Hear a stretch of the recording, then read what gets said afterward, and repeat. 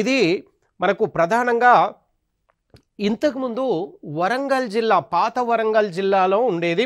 ప్రస్తుతం 6 జిల్లాలని వరంగల్ నుంచి విభజించారు.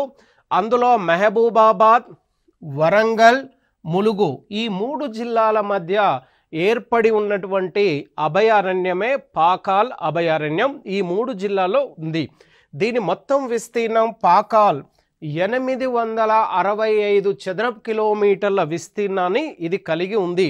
దీన్ని 1952 సంవత్సరంలో దీన్ని ఏర్పాటు చేశారు. ఇక్కడ ప్రధానంగా జాతీయ ప్రాధాన్యత మరియు మన అంతరించిపోయే దశలో ఉన్న జంతువుల్లో ఎక్కువగా సంరక్షిస్తారు.